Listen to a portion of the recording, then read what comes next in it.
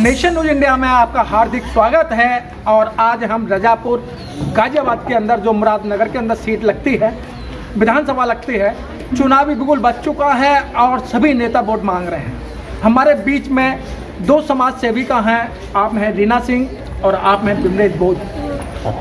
दोनों ही समाज के दर्द को बड़ी अच्छी तरह से जानते हैं, क्योंकि ऐसे परिवार में पले हैं कि बहुत ही गरीब परिवार के अंदर, लेकिन आज 2 टाइम की रोटी मिल रही है तो बाबा साहब की देन है।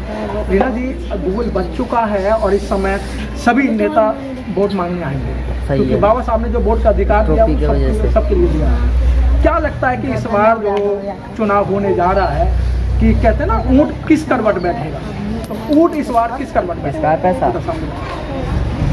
इस बार जो है सरकार बीएसपी की ही आएगी और 101% आएगी, क्योंकि सभी जितने भी लोग हैं देश के, वो सभी भाजपा से बहुत ज़्यादा परेशान है। जब से ये सरकार आई है, इसने केवल हिंदू मुसलमान सांप्रदायिक दंगे जितने भी हुए हैं वो बीजेपी के आते ही शुरू हो जाते हैं, और बीजेपी के आते ही सीमाओं पर लड़ाइयाँ शुरू हो जाती हैं। तो अब जो है लोग समझ गए हैं कि ये लोग जो हिंदू मुसलमान की जो राजनीति चलती थी, इनकी आपस में लड़वाते थे, वो लोग अब समझ गए हैं कि अब हमें आपस में लड़ना नहीं है और एकजुट होकर इस सरकार को उखाड़ फेंकना है। बिमलेश बोध जी कह रही हैं कि जब बीजेपी आती है सत्ता के अंदर, ये हिंदू मुस्लिम करती है और लड़ाई झगड़े करती है, तो क्या लगता है कि ये सही कह रही हैं? कैमरे की तरफ देखो। बिल्कुल सही कह रही हैं। जब बाबा साहब ने भी, जब वो गोलमेज में भी जो हमारे हक अधिकारी में लड़े थे, तो मॉडर्न लोगों ने उसमें अपनी सीट देकर के उन्हें आगे भेजा था। तो मॉडर्न तो कभी बुरे नहीं हो सकते, लेकिन जब ये अपने जितने भी काम करते हैं, इनकी सोच ऐसी निकम्मी है कि ये कभी भी SC ST वालों के लिए, ST लोग वाले समझते नहीं हैं, और उनका भी नुकसान हो रहा है बराबर। जैसे किसान आंदोलन को देख लो आप, तो उसमें किसानों के साथ कितना गलत किया गया है, और किसानों को हटा दिया गया कि आपकी मांग मान ली गई है, लेकिन उसके बावजूद भी अभी उन्होंने क्या किया कि जहाँ पे खाद जाएगा, जहाँ से इन्हें बीज लेना पड़ेगा, वो सब इन्होंने अपना कर दिया। और जब वहाँ से बीज नहीं मिलेगा तो किसान कैसे बोलेगा? बिजली का रेट बढ़ा दिया, सारी चीजें कर दी, तो किसान को तो उन्होंने एक तरह से फिर नीचे करके और अपनी बात ऊपर रखी नहीं है कि किसान चाहे जानते हो या ना जानते हो। तो ये चीजें जो मोदी के राज में जो इतना सब बेकार हो रहा है कि जिसके लिए कहना चाहिए त्राही त्राही मचा हुआ है। तो जहाँ स्कूल में बच्चों को अच्छी शिक्षा मिलनी चाहिए, वहाँ पे शिक्षा नहीं है। जहाँ पे उन्हें खाना रोजगार अच्छी सेहत के लिए चाहिए, बढ़ते हुए बच्चे के लिए रोजगार अन्न बहुत जरूरी है, और रोजगार होगा तो वो अब मैं आता हूँ बिमलेश जी, मैं आता हूँ आपके पास में। बड़ा घुमा दिए अगर जिधर हो ना, इधर घुमा दे, थोड़ा सा घुमा, थोड़ा सा नहीं, ऐसे ऊपर से यहाँ, ऐसे यहाँ आ रहा नहीं का? हाँ। रीना जी, अभी बिमलेश जी कह रही हैं कि बाबा साहब का साथ मुसलमान समाज के लिए, मुस्लिम समुदाय के लिए, तो ये बात सत्य है। और एक तरफ तो मुसलमानों को जो बीजेपी आती है, कहती है कि भारत खतरे में है, हिंदू राष्ट्र खतरे में है, भारत खतरे में है, तो क्या जब मनमोहन सिंह की सरकार थी जब भी खतरे में थी, और आज बीजेपी के जो प्रधानमंत्री हैं, आप तो सारे मुख्यमंत्री हैं, तो आज भी क्या ये भारत खतरे में है? अब ये बताइए, भारत के अंदर ही रहकर तुम प्रधानमंत्री बन गए, प्रधानमंत्री बन गए हो, राष्ट्रपति भी तुम्हारा बैठाया हुआ है, मुख्यमंत्री भी तुम्हारा है, तुम जब भी खतरे में हो, अरे तुम जैसे खतरे में हो तो हम जैसों का क्या होगा? ये सब है ना जुमलेबाजी है इनकी, और कुछ नहीं है। हिंदू के नाम से ये वोट लेने का इनका जो पुराना चलन है वो अब तक चला आ रहा है कि हम हिंदू। वोट लेने के लिए सब जितने भी SC के लोग हैं, भाई हम सब हिंदू हैं, लेकिन जहाँ हक अधिकार की बात आती है तो भैया SC का कोई आदमी जो है पुजारी नहीं बन सकता, मंदिर में नहीं घुस सकता। बहुत सारे मंदिर है जिन पर लिखे हुए हैं भाई इनमें आना मना है, हमें तो मंदिर में जाना ही नहीं है, क्योंकि हमारा जो है मंदिर से कोई रोजगार काम चल ही नहीं सकता। मंदिर को उससे फायदा है जो मंदिर की कमाई खाते हैं। हमारे हिसाब से तो एक मंदिर बनता है 10 भिखारी खड़े हो जाते हैं।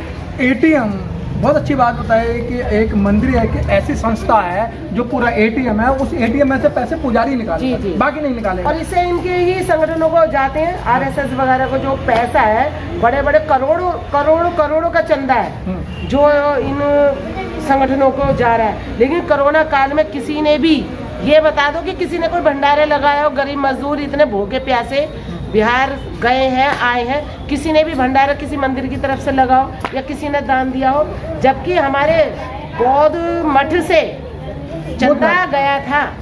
बहुत अच्छी बात कि विमलेश जी, तो क्या लगता है कि जिस तरीके से मुसलमानों की सब बुराई करते हैं और आप कह रहे हैं कि बाबा साहब का साथ जो है मुस्लिम समुदाय ने दिया, और हकीकत बात है कि अगर संविधान की बात करें, संविधान मुसलमानों ने नहीं चलाया है। किसी भी मंदिर में या मस्जिद में मुसलमानों ने नहीं रोका कि भाई कोई मस्जिद में आए वो जिसे दर्शन करने करो, क्योंकि वहाँ तो ना कोई मूर्ति होती है ना कुछ होती है। तो ये सारा आतंक जो फैलाया जाता है, तो और ही कोई समुदाय है। बैरिस्टर ओवैसी जो है, इन्होंने भी ये कहा जब उनका इंटरव्यू हुआ कि भाई जब ये लोग हमारे इसमें जो संविधान है इससे हमारे मॉडर्न समाज को अधिकार मिलते हैं, तो मैं सबसे पहले बाबा साहब का जो संविधान है उसको मानता हूँ, मैं नहीं मानता और चीज़ों को। और दूसरा, फिर जब इनको ये मंदिरों में सब कुछ मिलता है तो ये क्यों पीएम और सीएम बन गए? इनको तो सीधा सन्यासी बन के बैठना चाहिए था। सन्यासी तो है मैडम, क्या कौन कर रही सन्यासी? तो मंदिर में बैठे ना, हाँ। मंदिर में बैठे फिर लोगों की शिक्षा क्यों छीन रहे हैं? लोगों के खाने पीने क्यों छीन रहे हैं? उनके रोजगार क्यों छीन रहे हैं? उनकी जो जितनी भी आजादी है वो सब इन्होंने कैद करके रख दी और अपना मौज लेते घूम रहे हैं। हर रोज ये दिन में 4-4 बार कपड़े बदलें तो सही है, और अगर किसान का बंदा कोई एक जींस भी पहन ले तो वो किंग पहन रहा है, और अगर वो पिज्जा बर्गर खा ले तो उनकी आंखों में खटकता है। ये रोज बादाम में बना बना के सब्जियां खा रहे हैं तो कुछ भी नहीं है, रोज मीट मुर्गा सब मंदिरों में बैठ के खा रहे हैं और कहते हैं कि हम गाय की रक्षा करते हैं। गाय मारी घूम रही हैं, सबकी फसलें खा गई, सारी चीजें जो और बची कुछ बारिश ने बर्बाद कर दी। तो कहाँ ये जनता का सोच रहा है, कहाँ किसान का सोच रहा है? मैडम ये कह रहे हैं कि विमलेश जी कह रही हैं कि भाई योगी और मोदी को तो मंदिर में होना चाहिए, घंटा हिलाना चाहिए, लेकिन वोट तो आप लोगों ने ही दिया ना भाई। उन्होंने, उनका एक वोट हो सकता है, लेकिन जब लाखों वोट से जीत रहे हैं तो आगे तो जिता रहे हैं। 15 लाख देने का वादा किया। ये झूठे जो गरीब लोग हैं, जब उन्हें झूठे वादे दे रहे हैं कि हम तुम्हें इतने लाख तुम्हारे खातों में आएंगे, तो गरीब जनता जो भूखी प्यासी है वो लोग लालच में आ गई। और सबसे बड़ी बात, इन्हें किसी ने वोट न दी, इन्हें दिए वोट ईवीएम ने। आज आप बैलेट पेपर से करवाओ, इनकी औकात पता चल जाएगी। लेकिन रीना जी, आपको नहीं लगता है बीजेपी का वोटर एक एक घर के अंदर है, और आपके अंदर शाम को आप क्या सब्जी बनाने जा रहे हैं ये बीजेपी के उस वहाँ के लोगों को पता है, आरएसएस को पता है कि आज रीना सिंह जी सब्जी बना रही हैं। ये नहीं मानती है कि जो बीजेपी के जो कार्यकर्ता हैं या आरएसएस के लोग हैं, ये घर घर जाके वो आपको जगाते नहीं हैं? बहुत बड़ा इनका सेटअप है। जी नहीं, ये कुछ नहीं करते हैं, ये घर में बैठे होते हैं और जब बीजेपी के घर वाले जो उनको दिखा देते हैं एससी का घर, और वहाँ जाके बोलते हैं कि देखो, किसी भी लड़की को बोल देंगे पहले ही कि भाई आप बोल देना कि हम यहाँ पे सुरक्षित हैं, हमारे साथ कोई छेड़छाड़ नहीं होती है, यहाँ की लड़कियाँ अच्छे से पढ़ रही हैं, हमें खूब खाने को मिल रहा है। एक वीडियो कहीं की बनाएंगे, उसको टीवी पे भी दिखाएंगे, अखबारों में दिखाएंगे, मोबाइलों पे भेजेंगे और जगह जगह विदेशों तक दिखा देंगे। आप अगर सच्चे बंदे हो तो जरा घर में जाके 80 जो एससी वर्ग है, जो एसटी है, उनके घरों में जाके जरा पूछ के देखिए, जो वहाँ पे उन्होंने डंडे लगा लगा के घर से भगा दिया, गाड़ियां तक तोड़ दी। क्यों तोड़ दी? क्योंकि वो परेशान है, दुखी है। आप जरा खुले में आइए ना, पुलिस प्रशासन को हटा के एक बार सामने आके बात करिए। मैडम जी, आप तो यहाँ तो कहीं दिक्कत में आ जाएंगे। क्या योगी नाथ जी एक दलित परिवार के अंदर खिचड़ी खाने नहीं गए? संक्रांति नहीं गए, उन्होंने होटलों से खाना मंगा के खाया, खिचड़ी अपनी वो वहाँ से मंगाई और दिखा दिया, उनके घर में बैठ के खा रहे। हमें क्या पता उनके घर में खा रहे हो, तुम अपने ही बीजेपी के लोगों के घर में बैठ के खा रहे हो, एससी के में बैठ के नहीं खा रहे, केवल दिखाने के लिए, जनता को गुमराह करने के लिए। लेकिन अब जनता समझ चुकी है, जागरूक हो चुकी है कि ऐसा हमें नहीं चाहिए, हमारे खा के जा रहा है, हमारे गला काटेगा। आज अगर 2 पैसे का खा रहा है तो 2 करोड़ का हमारा लूट के ले जाएगा। इसलिए जनता अपने घर में क्यों बुलाए? तुम अपने घर में जरा एससी को बुला के देखो, गरीबों को अपने घर में बिठा के खवाओ। ये बहुत अच्छी बात ये है कि वो आपके घर में आएंगे, आपको घर में खा जाएंगे, पी जाएंगे, लेकिन अपने दरवाजे पे नहीं चढ़ाते, अपने घर के दरवाजे चौखड़े पे नहीं बुलाते। क्या कारण है? मैं तो एक बात मानती हूँ कि मेरे तो यदि घर पे आने की भी कोशिश करें तो इनकी औकात भी नहीं है। औकात मैं इन्हें अपने घर के अंदर भी घुसने दूंगी। क्यों? और आपको बुलाने लगे तो और आपको बुलाने लगे तो नहीं, इनकी औकात ही नहीं है बुलाने की, क्योंकि जो इनके दिमाग में जो कीड़ा है ना ऊंच नीच का, वो नहीं निकलने वाला। सिर्फ वोट के लेने के लिए तो ये हमारे पैर भी छूने को तैयार हो जाएंगे, हमारे साथ भी बैठ के खा लेंगे, लेकिन सिर्फ जब तक वोट नहीं मिलेगी, जब तक, उसके बाद जो है अपनी औकात नहीं आएगी। जी, जब हम हिंदू हैं, सब पूरा हिंदू है समाज, तो फिर डर किस बात का है इनको? डर किससे रहे हैं? हिंदुत्व में अगर हम आते तो ये ऐसी बात नहीं कहते कि हिंदू खतरे में है। हम हिंदू में नहीं है, लेकिन केवल गुमराह कर रहे हैं। लेकिन बिमले जी, हिंदू तो खतरे में जब आता है चुनाव वक्त होता है, या जाति तो जब देखी जाती है जब चुनाव खत्म होने के बाद। वही तो कह रहे हैं, हिंदू हम है ही नहीं, हमको तो राजनीति में बड़े बड़े पद पे आके जब तुम खतरे में हो, प्रधानमंत्री की जान को खतरा है, तो भैया अंदाज लगा लो हम जैसे कहाँ पर है। हम तो हिंदुओं में आते ही नहीं है, हमें तो हिंदू में गिनते ही नहीं है। SC ST को ये हिंदू में कहाँ गिनते हैं? लेकिन आप तो मानते हो ना, आप तो मानते हो ना। हम तो नहीं मानते, हम तो एक साधारण इंसान मानते हैं कि कमाते हैं, खाते हैं, और सबसे पहले हम भारतीय हैं। तो आप ये बताइए, हम भारत के लोग हैं। तो क्या लगता है इस बार आपने मूड बना लिया है क्या कुछ? बिल्कुल, हमारा 101% जो है हम बहन जी को लाएंगे और बहन जी ही आएंगी। 101% ला रही हैं आप, आपका क्या मानना है? नहीं, बिल्कुल सही है, क्योंकि उनका शासन लोगों ने देखा है और देखा है तो उसमें वो चाहेंगे।